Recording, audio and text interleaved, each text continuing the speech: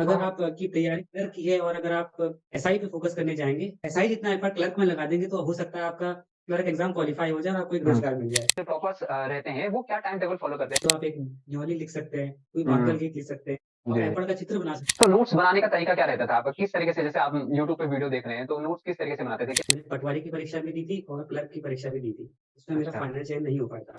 Maths, reasoning, GS, current affairs सब मैंने YouTube से ही किया है। टाइम बहुत कम था मेरे पास भी, नोटिफ़िकेशन आ चुका था, तो मुझे कम समय में ज़्यादा आउटपुट निकालना था, तो मुझे यही स्ट्रैटेजी ज़्यादा बेहतर लगी। पढ़ने का मन करता है सर, एक ही उत्तर अगर आप लिखें और मैं लिखूँ ये बिल्कुल गारंटी है कि हम लोग को सेम मार्क्स नहीं मिलेगा। तो प्री में क्या बुक लिस्ट स्टूडेंट को जो भी तैयारी कर रहा है, उसको फ़ॉलो करनी चाहिए? तो आपको जी। पूरी परीक्षा वाली भी नहीं पढ़नी है। जनरली लोग क्या करते हैं, पूरा रटना चालू कर देते हैं। यूट्यूब जो है, उससे अगर कोई तैयारी करना चाहे, तो कैसे वो चैनलों का अपना सिलेक्शन करे? तो अच्छा। सर हम टेलीग्राम हमारा एक चैनल था, उसपे हम लोग परीक्षण करते थे अपने लेखन का।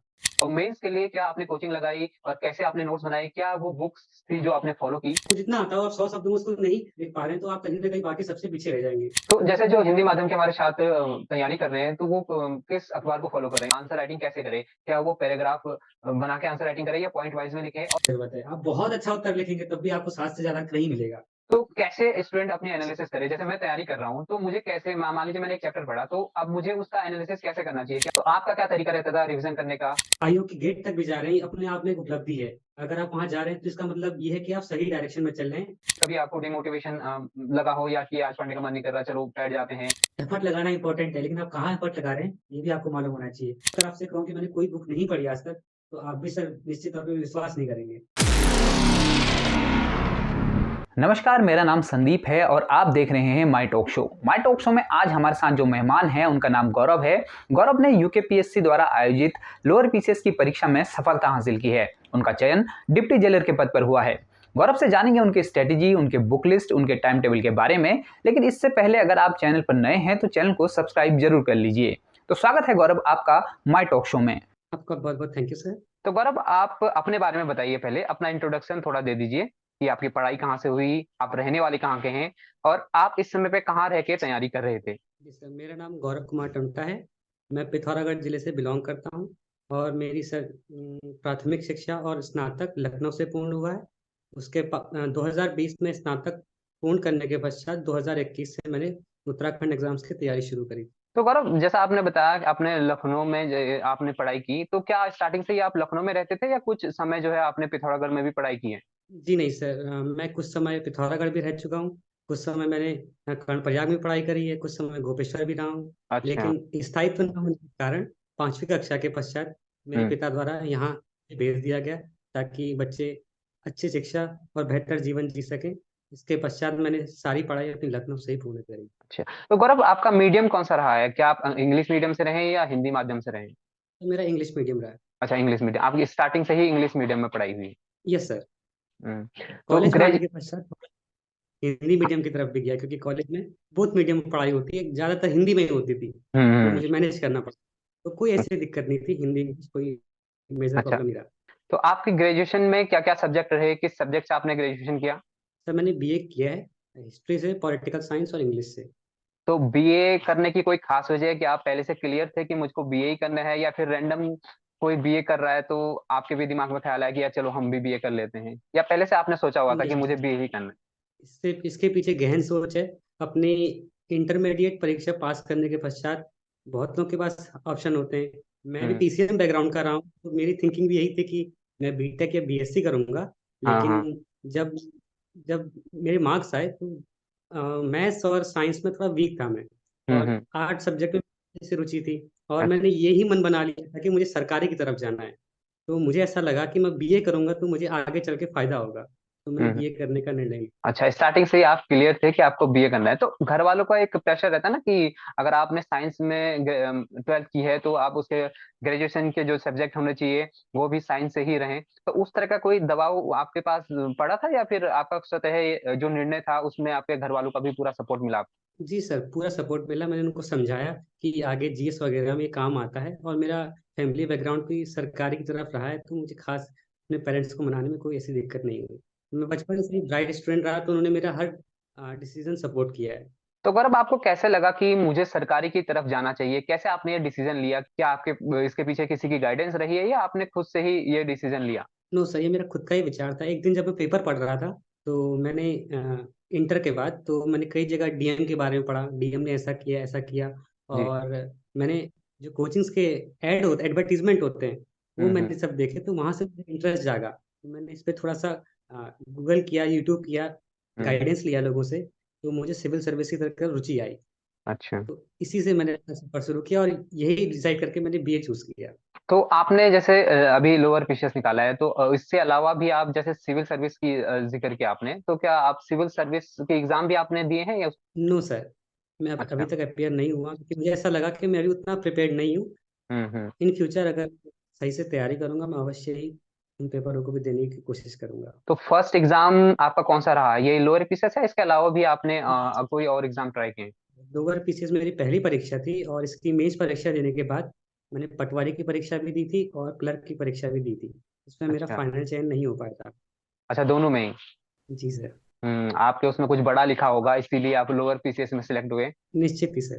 तो कई बार क्या होता है कि मतलब अगर सिलेक्ट ना हुए, तो ऐसा नहीं है कि आपकी तैयारी पूरी नहीं है, हो सकता है कि भगवान ने आपके लिए कुछ अलग बड़ा सोच के रखा हो, तो वो चीज जो है आपके साथ यहाँ पर हुई है। यस सर, एक लंबा प्रोसेस है। इससे हर एक अभ्यर्थी को जाना ही पड़ता है, शायद मुझे भी जाना पड़ा। और मैं अपने आप को खुशकिस्मत समझता हूँ कि मुझे इतना बड़ा पद मिला। तो गौरव, अब आते हैं एग्जाम की ओर, एग्जाम के स्ट्रेटेजी और बुक लिस्ट की ओर आते हैं। तो आप ये बताएं कि पहले तो आप एग्जाम के बारे में बताएं कि एग्जाम के कितने चरणों में होता है, किस टाइप का एग्जाम है। तो उसके बारे में थोड़ा बहुत बता दीजिए, जो हमारे व्यूअर्स देख रहे हैं, ताकि उन्हें भी थोड़ा बहुत एग्जाम के बारे में पता लग जाए। उसके बाद फिर हम आपके स्ट्रेटेजी, अब बुक और टाइम टेबल आपका क्या रहता था, डे टू डे शेड्यूल कैसा रहता था, कि आपने ऑफलाइन कोचिंग की या ऑनलाइन कोचिंग की, इस पर भी आएंगे। सर, जो उत्तराखंड की लोअर पीसीएस परीक्षा है वो 3 चरणों में होती है। पहला प्री है, दूसरा मेंस और तीसरा इंटरव्यू। पहली परीक्षा में आपको 150 मार्क्स में से पासिंग मार्क्स लाने होते हैं, जिसमें से 100 नंबर की जीएस, करंट अफेयर्स, आपकी जीके और उत्तराखंड जीके, और 50 नंबर की मैथ्स रीजनिंग। जी। और जब आप प्री परीक्षा पास कर लेते हैं, उसके बाद आपकी मेंस परीक्षा है। मेंस परीक्षा में आपके लेखन का परीक्षण किया जाता है, और इसमें 2 पेपर्स होते हैं, पहला जीएस का है और दूसरा हिंदी का।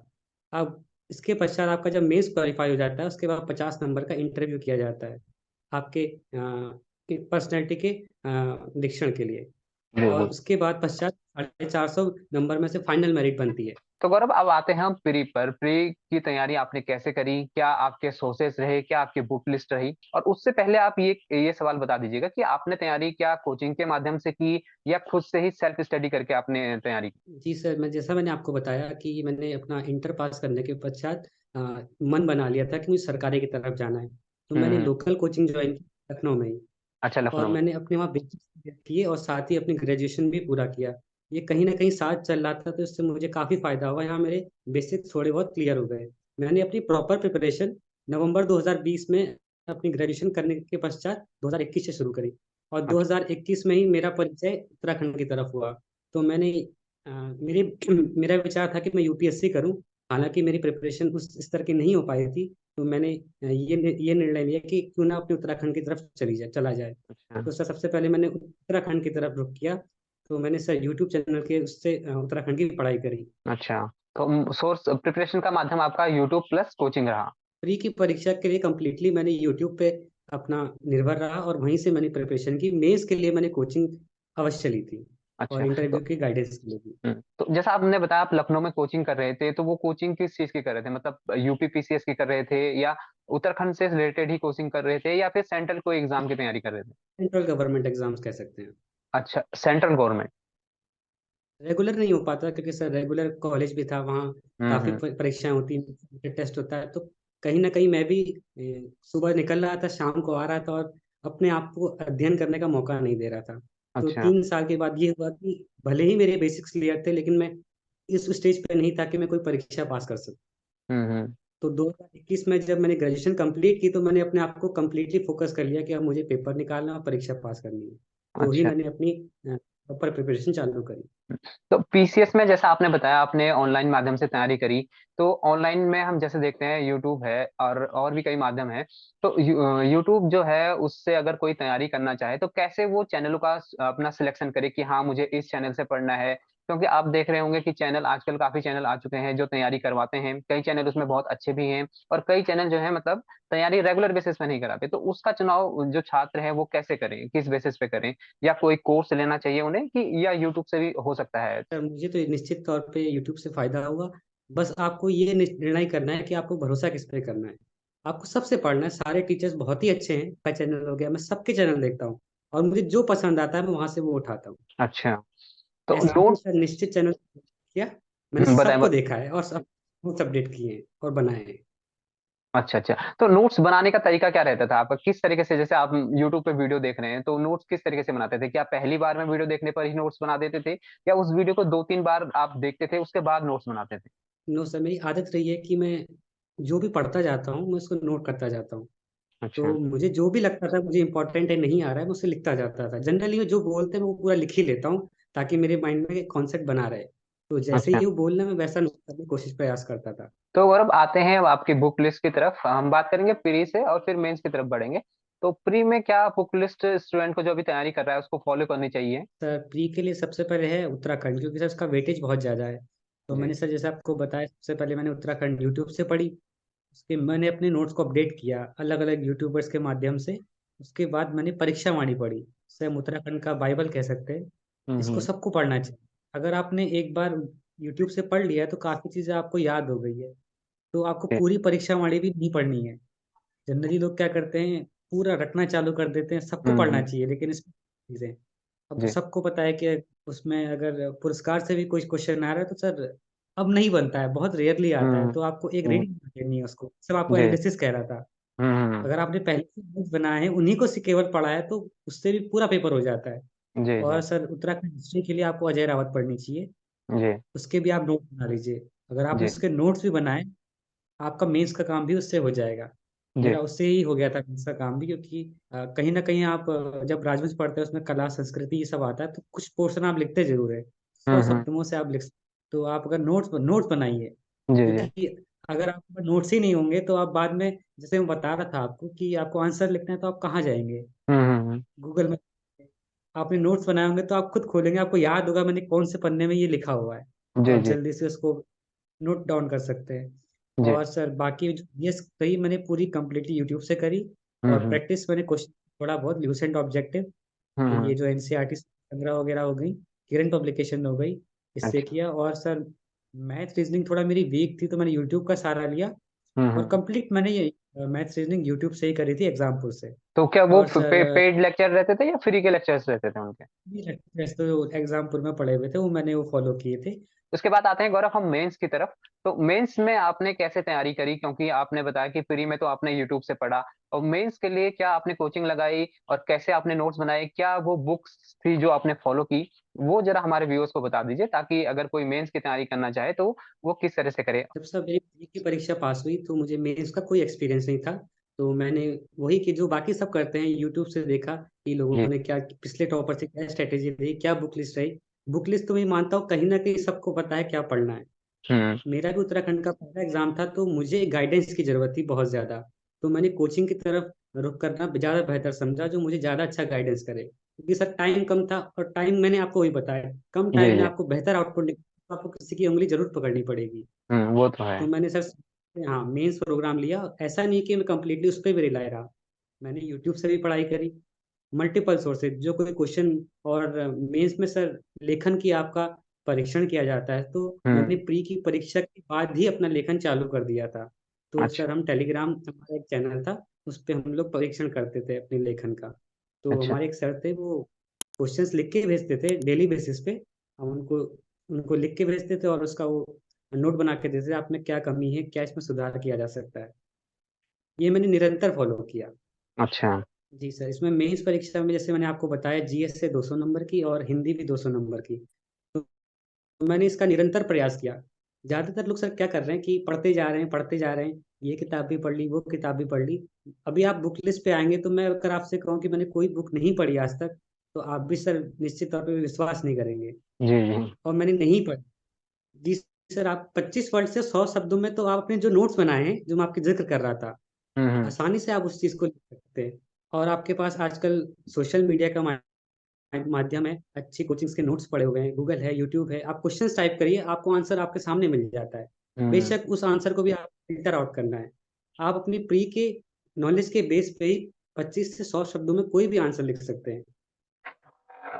डेली प्रैक्टिस करते हैं तो आपको पता चलता है कि आप कहाँ गलती कर रहे हैं। अगर आप सर नॉलेज प्रेजेंट करना नहीं जानते हैं तो आपका नॉलेज कहीं ना कहीं लैग कर रहा है। आपको जितना आता हो आप 100 शब्दों में उसको नहीं लिख पा रहे हैं तो आप कहीं ना कहीं बाकी सबसे पीछे रह जाएंगे। तो मैंने सर इसी में फोकस किया कि मैं ज्यादा से ज्यादा लेखन करूं। पढ़ा पढ़ना कम है, लिखना ज्यादा है, क्योंकि यहाँ मेंस में आपका लेखन का परीक्षण है। हम्म। और स्पेसिफिक आप मेंस में लिखने की बारी आई तो आप, मैं कहूँगा हिस्ट्री के लिए आप स्पेक्ट्रम पढ़ सकते हैं और एनसीईआरटी जो है, अच्छा। जो सतीश चंद्रा हो गई, एंशियंट की, एंशियंट मेडिएवल मॉडर्न, बहुत हम्म। लिमिटेड चीज पढ़नी है अभी। आप रीडिंग मारिए और अपने जो आपका यूजफुल डाटा है उसको मार्क करिए। हम्म। आपको एक रीडिंग तो जरूर करनी चाहिए इन सब की। जी जैसे जी। मैंने की एनसीईआरटी, कहीं ना कहीं मैं कॉलेज में भी पढ़ रहा था और मेरा एक सब्जेक्ट हिस्ट्री भी रहा है, तो मुझे इन हम्म। सबको पढ़ने की भी आवश्यकता महसूस नहीं हुई। जी जी। मुझे जब भी ऐसा था कि मुझे आंसर लिखना है, मैं डायरेक्ट गूगल करता था उसको या किताबें उठाता था। हम्म। मैं वहां से उस इंफॉर्मेशन छांट के कॉपी में लिख लेता था। और जी। मॉडर्न के लिए मैंने आपको स्पेक्ट्रम बताई और एनसीईआरटी जो है। और सर ज्योग्राफी के लिए मैं कहूँगा 6 से 12 आप एनसीईआरटी पढ़ लीजिए, लोअर अच्छा। पीसीएस के लिए इनफ, मेंस में हम्म। लिखने के लिए। हम्म। और इकोनॉमिक्स जो मैंने आपको बताया नोट्स से जो मैंने वही सब पढ़े, क्योंकि अच्छा। आप देख रहे हैं कि अप्लाइड इकोनॉमिक्स ज़्यादा पूछी जाती है कि हम्म। अगर रेपो रेट, अगर आपने कॉपी में नोट्स बनाए हुए तो 25 शब्दों में कहीं ना कहीं आपने लिखा होगा, जो बैंक को ऋण देते हैं आरबीआई, वही वो रेपो रेट होता है। तो आपको 25 शब्दों में यही लिखना है। और जैसे बजट के नोट्स हो गए, आर्थिक सर्वेक्षण हो गए, जी जी। अपने आंसर बाहर देने के लिए आपको इसके भी शॉर्ट नोट्स बनाने पड़ेंगे। क्या करिए, बजट, जैसे बजट इंपॉर्टेंट पॉइंट्स क्या है कि मुझे आंसर्स में इनको लिखना है, तो मैं इनको कैसे संजोऊंगा, तो हम्म। मैं 3-4 पन्ने हाईलाइट्स हैं उनको लिख लूंगा। और इकोनॉमिक सर्वे, जो आर्थिक सर्वेक्षण है उसमें जो इंपॉर्टेंट हम्म। डाटा है, जी जी। कॉपी में यूट्यूब या जो पेपर में आता है उसको साइड बाय साइड लिख लिया। तो हम्म। आपको ऐसे प्रैक्टिस करना है कि इकोनॉमिक्स में क्या आ रहा है। अगर सर आप पीसीएस लेवल की तैयारी करने लगे, अगर लोअर पीसीएस की परीक्षा में कि आप बहुत डीप चले गए, वो हम्म। चीज़ आ ही नहीं रही है, ये जी आपके जी। समय का वेस्टेज। हम्म। और इकोनॉमिक्स का इतना कहूँगा, अपने जो नोट्स बनाए सिर्फ वो पढ़िए यूट्यूब से, और टेस्ट सीरीज की हेल्प लीजिए। अपने जो सीनियर्स हैं वो आपको गाइड करेंगे कि कैसे क्वेश्चन बन सकते हैं। जब जी। सर आप 1000 क्वेश्चन प्रैक्टिस कर लेते तो आपको अंदाजा हो जाता है कि इकोनॉमिक्स से ज़्यादा क्या क्वेश्चन पूछ सकता है, कि हम्म। प्राथमिक सेक्टर का योगदान क्या है। और बजट के महत्वपूर्ण बिंदु पे चर्चा करिए 100 शब्दों में। हम्म। रेपो रेट क्या है, रेपो रेट क्या है, इसमें भारतीय कृषि भी एक टॉपिक आता है। तो जब आप जी। मल्टी सोर्सेस और बहुत सारे क्वेश्चंस प्रैक्टिस कर लेते हैं तो आपको अंदाजा हो जाता है कि इस टॉपिक से कितना आने वाला है। जैसे हम्म। हरित क्रांति है, हरित क्रांति भूमंडलीकरण है, इसके पॉजिटिव एस्पेक्ट क्या है, नेगेटिव एस्पेक्ट क्या है। हम्म। आपको ये ज़्यादा पढ़ने से बहुत बचना है, क्योंकि आपको 100 शब्दों में ही लिखना है। अगर जी आप जी। प्रीवियस नहीं करेंगे, मैं आपको वही फोकस कर रहा हूँ, ज़्यादा से हम्म। ज़्यादा लिखें तभी आपको पता चलेगा क्या पढ़ना है और क्या नहीं। पॉलिटी के लिए बता पॉलिटी के दीजिए। लिए लक्ष्मीकांत। और लक्ष्मीकांत सर जी। ये भी कहूँगा, कहीं ना कहीं आपका बैकग्राउंड भी काम करता है, क्योंकि मैं पॉलिटिकल साइंस का स्टूडेंट रहा हूँ तो बहुत सी चीज़ें मुझे पहले से ही मालूम थी। जैसे हम्म। मैं आपको बता रहा हूँ, मैंने पहले ही सोच लिया था। जी। ये चीज़ मेरे लिए तभी काम कर रही जब मैंने पहले ही सोचना शुरू किया और पहले ही एनालाइज किया कि मैं ये कर लूंगा, ये छोड़ दूंगा। मैंने लक्ष्मीकांत, हालांकि मैंने नहीं पढ़ी, और मैं आगे जरूर पढ़ूंगा, लेकिन उसको आप सब जी जरूर जी। पढ़ें, लेकिन अच्छा, आपने नहीं एटलीस्ट पढ़ी है। ईयर में। जी जी। जी, क्योंकि कहीं ना कहीं जब आप 6 सेमेस्टर देते हुए आ रहे हैं तो आपको हम्म। पता है संविधान की। वो तो है खैर, क्योंकि आपका सब्जेक्ट भी वही रहा है, कोर सब्जेक्ट। Yes, बिल्कुल। ये मैंने जी। पहले ही एनालाइज कर लिया था, तो इसी हिसाब से मैंने सब्जेक्ट चूज करे। हम्म। और सर करंट अफेयर्स के लिए प्री में आपको यूट्यूब से पढ़ने की आवश्यकता है, उससे ज़्यादा कुछ मत पढ़िए। कोई जी। मैराथन देख लीजिए, हम्म। वो इनफ है। लेकिन जब आपका मेंस है तो आपको अखबार जरूर पढ़ना चाहिए एक। और हम्म। अखबार के साथ साथ अगर आप किसी मैगजीन को पढ़ पाएं तो ज़्यादा बेहतर होगा, क्योंकि वहाँ जी। करंट अफेयर्स बेस्ड क्वेश्चन भी आते हैं जो आपको सौ हम्म। शब्दों में लिखने होते हैं। तो जैसे जो हिंदी माध्यम के हमारे छात्र तैयारी कर रहे हैं, तो वो किस अखबार को फॉलो कर रहे हैं? जैसे मतलब इंग्लिश, जैसे द हिंदू और द इंडियन एक्सप्रेस बोला जाता है, तो ये इनकी जो लैंग्वेज रहती है वो इतना आसान नहीं रहती है हिंदी मीडियम के छात्र के लिए समझना। हालांकि आजकल यूट्यूब में बहुत से चैनल ऐसे आ गए हैं जहाँ से वो हिंदी में तैयारी करवा रहे हैं इन आर्टिकल्स की। तो आप अपने अनुभव से बता सकते हैं कि मतलब क्या हिंदी में अगर कोई ऐसा अखबार है जिसको वो फॉलो करें, या फिर यूट्यूब का सहारा लेके जो द हिंदू या द इंडियन एक्सप्रेस के एडिटोरियल्स आते हैं उनको ही मतलब नोट करना स्टार्ट करें?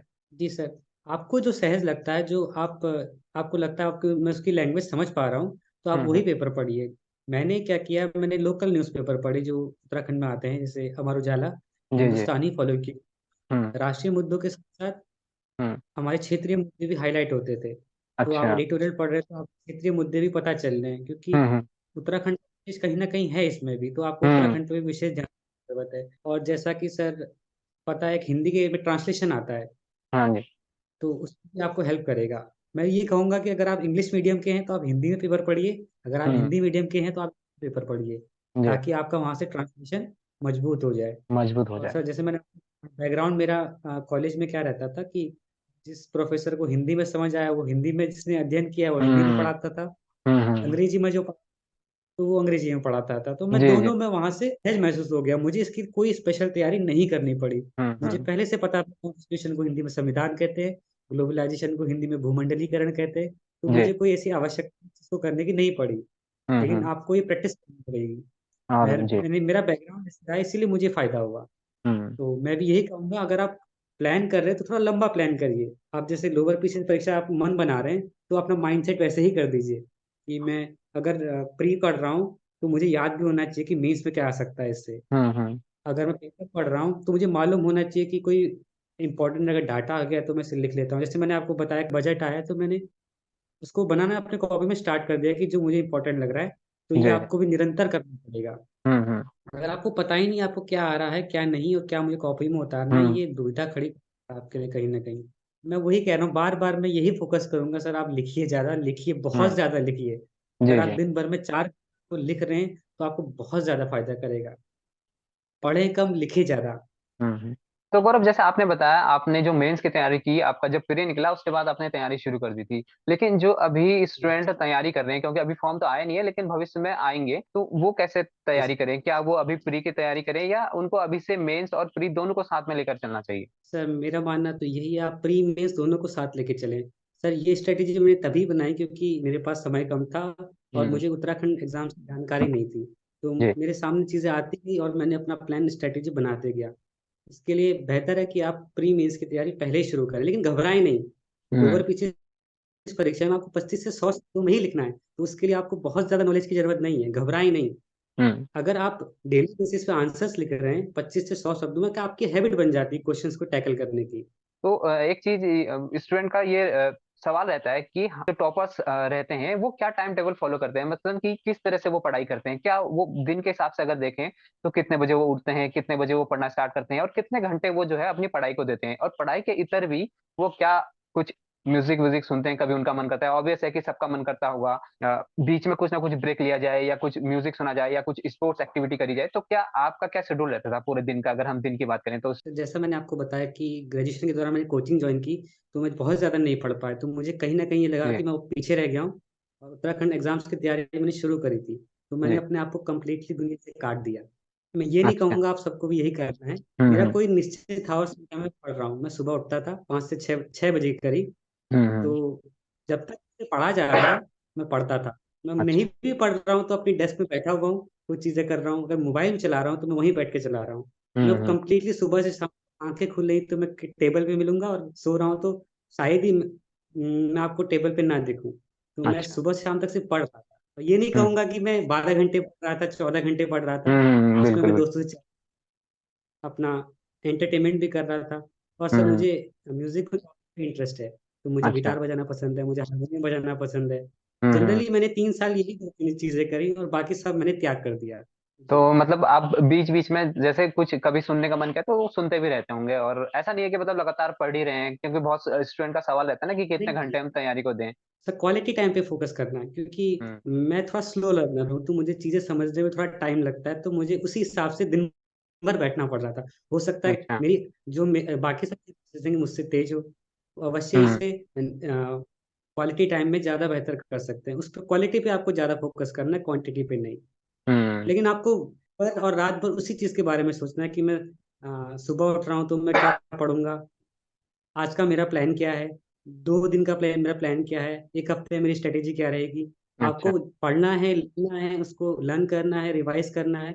ये आप खुद डिसाइड करना है कैसे करेंगे। जी। और स्टूडेंट को क्या जी पढ़ना है क्या नहीं पढ़ना है, इसका एनालिसिस वो कैसे करेंगे? वो इसका एनालिसिस वो ऐसे करेंगे कि आप अपने जो पूर्व में एग्जाम हुए हैं, फिर यानी जो पीआईक्यू है उनको देखें, अपना सिलेबस देखें, सिलेबस के आधार पर ही आप टॉपिक को तैयार करें, तभी आपको पता लगेगा कि आपको कौन सा टॉपिक पढ़ना है और कौन सा टॉपिक जो है पीवाईक्यू के में जो क्वेश्चन पूछे गए हैं वो किस लेवल तक पढ़ना है आपको। और सर ये भी नहीं कहूंगा कि पीवाईक्यू अगर आप एनालाइज ट्रेंड करें तो नया क्वेश्चन नहीं आएगा, आपको हम्म। उसके लिए भी तैयार रहना है कहीं ना कहीं। वेरी जी फिर मैं जी। वही बताना चाहूंगा कि प्री का भी आपने अगर एक रीडिंग मारी है तो आप 100 शब्दों में एक अच्छा सा उत्तर दे सकते हैं। अब इसमें भी हम्म। आपको थोड़ा सा दिमाग की जरूरत है, आप बहुत अच्छा उत्तर लिखेंगे तब भी आपको 7 से ज्यादा नहीं मिलेगा। जी जी। आप नॉर्मल भी स्कोर करेंगे तो आपको 5 नंबर, 4.5 नंबर, 10 में से इतना ही दिया जाता है, 6 नंबर। आपको टारगेट करने हैं जो 25 शब्दों में क्वेश्चन है, क्योंकि वहां आपको फुल मार्क्स मिलते हैं। तो आपको उनको सुंदर से सुंदर और अच्छे से अच्छा लिखना है। मेरा टारगेट यही रहा, और ये खुदकिस्मती मानूंगा कि जो इस बार का पेपर था उसमें 2.5 मार्क्स क्वेश्चन का बहुत अच्छा वेटेज था। जी। तो कहीं ना कहीं मुझे उससे फायदा हुआ। आप 2.5 मार्क्स के क्वेश्चन स्पेशली बहुत अच्छे से प्रिपेयर करिए, क्योंकि वहां आपको फुल मार्क्स भी मिलते हैं। हम्म। आपको 100 शब्दों में बहुत अच्छा लिखेंगे तो भी 7 मिल रहा है, और आप एवरेज लिख रहे हैं तो भी 5 मिल रहा है। तो आपको फोकस करना है कि 2.5 मार्क्स में ज्यादा से ज्यादा मैं स्कोर करने की कोशिश करूं। और सर, जो हिंदी है काफी स्कोरिंग है। मेरी हिंदी स्पेशली वीक थी थोड़ी सी, क्योंकि मैंने आपको बताया मेरा इंग्लिश मीडियम था। हाँ तो हाँ। मुझे इस करने में बहुत परेशानी हुई कहेंगे तो, बहुत अधिक। और मुझे बहुत अच्छे अंक भी नहीं मिल पाए। लेकिन मैं आपसे यही कहूंगा, अगर आप जीएस से ज़्यादा, कई लोग ऐसे हैं इस रिजल्ट में कि उनके जीएस में 85 मार्क्स थे, लेकिन उन्होंने हिंदी में 125, 128, 130 स्कोर कर लिया और उन्होंने अपना फाइनल सिलेक्शन बना लिया। हम्म। तो मैं कहूंगा, आप जीएस भी कर रहे हैं तो हिंदी पे भी बहुत ज़्यादा फोकस करिए, क्योंकि बहुत ज़्यादा स्कोरिंग है। जी। जीएस मार्क्स कम मिलता है, ये मैंने एनालाइज किया, क्योंकि मुझे भी ऐसा लग रहा है कि मैंने जीएस ज्यादा पढ़ दी और हिंदी कम। इससे क्या हो सकता था, मुझे ज्यादा बेहतर पद मिल सकता था। तो मैं आपसे ये कहूंगा, हिंदी पे बहुत फोकस करिए, उसको भी बहुत ज्यादा प्रैक्टिस करिए। मैंने जीएस पे ज्यादा फोकस किया तो मुझे वहाँ सही मार्क्स मिला, और मुझे हिंदी में कम फोकस किया तो मुझे हिंदी में कम मार्क्स मिला। तो मैं जी ये कहूंगा, बहुत ज्यादा फोकस करिए, ये आपकी रैंक भी बढ़ा देगी और आपका फाइनल चयन भी करा सकती है। जी। जी सर, अब हिंदी की बात सर मैं कर रहा हूँ तो हिंदी को ब्रेक डाउन कर लेता हूँ। इसमें हम्म। पत्र लेखन आता है। तो पत्र लेखन के लिए सर मैंने वही यूट्यूब पढ़ा जी। और प्रैक्टिस की बहुत ज़्यादा इस चीज़ की। और आपको हम्म। शब्दावली एक बनानी होगी कि सरकारी पत्र कैसे लिखे जाते हैं और कैसे नहीं। वो आपको लैंग्वेज पकड़नी होगी। और सर मैंने ट्रांसलेशन का आपको बताया कि मेरा बैकग्राउंड ऐसा रहा कि मुझे कभी खास दिक्कत नहीं हुई, तो मैंने उसको हम्म। प्रिपेयर भी नहीं किया। जी। कि वहाँ गया और मैंने वहाँ ट्रांसलेशन कर दिया। और सर मुझे मेन जो प्रॉब्लम थी वो निबंध और जो सर सारांश आता है अपठित गद्यांश, उसमें हुई। जब मैंने प्रैक्टिस करना घर में चालू किया, मुझे एहसास हुआ कि मैं इसको बहुत टैकल ही नहीं कर पा रहा हूँ। तो मैंने क्या हम्म। किया, इसको छोड़ दिया। मुझे ऐसा लगा कि अगर मैं इसको टाइम दूंगा तो कहीं ना कहीं मेरा टाइम वो वेस्टेज हो रहा है, क्योंकि हर हम्म। बार नया आ रहा है। जी जी। इस जो मेरा स्ट्रांग पॉइंट है जीएस, मैं हम्म। उसको प्रैक्टिस करने में फोकस करता हूँ। तो मैंने वहाँ ज़्यादा प्रैक्टिस किया कि मैं सोचा मैं जीएस में मार्क्स गेन करूंगा। हम्म। तो मैंने अपठित गद्यांश कंप्लीट छोड़ दिया। और उसका सर मुआवजा मुझे भुगतना ही पड़ा, कम मार्क्स आए। ये मेरी स्ट्रेटेजी थी कि मैं ये कर लूंगा, आपको या ऐसा नहीं करना है। जी जी। आपको हर चीज में तत्पर रहना है, क्योंकि स्कोरिंग है। और सर हम्म। निबंध की बात रही, तो सर मैंने जैसे आपको बताया कि सर टाइम कम था तो बहुत अच्छी प्रिपरेशन मेरी नहीं थी। तो मैंने क्या किया, आपको एक निबंध लिखना होता है और टॉपिक्स पहले से सिलेबस में डिफाइंड किए हुए हैं, सामाजिक क्षेत्र, हम्म। राजनीतिक क्षेत्र, खंड की जो प्रॉब्लम्स हैं। तो मैंने सर 2 टॉपिक उठाए, उत्तराखंड और सामाजिक क्षेत्र। तो मैंने जी। क्या किया, इससे जितने भी निबंध बन सकते थे पॉसिबल क्वेश्चन, वो मैंने हम्म। घर पे ही तैयार कर और चेक करवा लिए। और दूसरों के भी पढ़े। जो मैंने हम्म। आपको बताया, मैं रोज एनालिसिस कर रहा था, क्या गलत लिख रहा हूँ मैं, क्या ऐड हम्म। और कर सकता हूँ। तो मैंने ये किया। और क्या कर सकते हैं आप, ये मॉडर्न निबंध मैंने बनाया और कहीं ना कहीं मैंने वही लिखे वहां जाके। और जी। आप अपने निबंध को सुंदर करने के लिए एक काम कर सकते हैं, कविताएं लिख सकते हैं। हम्म। और कोई किसी विद्वान ने कोई कोट कहा है, बी आर अम्बेडकर ने, गांधी जी ने, तो आप के काम करिए कि आप सामाजिक क्षेत्र में जितने भी एक कविताएं कुछ पहले से तैयार कर लीजिए। हम्म। उत्तराखंड पे आप डाल सकते हैं। उत्तराखंड की कोई आप जैसे संस्कृति डाल लें तो आप एक न्योली लिख सकते हैं, कोई मांगल हम्म। गीत लिख सकते हैं। आप जी जी। ऐपण का चित्र बना सकते हैं। आपको हम्म। ये करते करते पता मालूम चलेगा कि आपको क्या लिख रहे हैं, तो आपको रिस्पॉन्स अच्छा मिल रहा है। हम्म। बहुत से लोग जैसे बता रहा हूँ, संस्कृति पे लिखना चालू करेंगे तो घबराएंगे कि मुझे गाना नहीं लिखना चाहिए। कि मुझे मंगल गीत नहीं लिखना चाहिए, कि मंगल गीत का आपने जिक्र किया, अगर आप लिख देंगे तो एग्जामिनर को लगेगा कि इसको मंगल गीत भी आता है और ये भली भांति उत्तराखंड से परिचित है, तो ये एक अच्छा इम्पैक्ट डालता है एग्जामिनर के ऊपर। जी जी। अब आप तो गौरव, खुद लिखिए और दूसरों का भी पढ़िए, तब हम्म आप एक परफेक्ट ऐसे लिख सकते हैं। तो जैसा आपने बताया आंसर राइटिंग, तो आंसर राइटिंग में बहुत से स्टूडेंट का ये व्यू रहता है कि उसको किस तरीके से लिखा जाए। उनकी ये क्वेरी रहती है कि वो आंसर राइटिंग कैसे करे, क्या वो पैराग्राफ बना के आंसर राइटिंग करे या पॉइंट वाइज में लिखें, और उसमें डायग्राम को वो कितना इंपॉर्टेंस दें।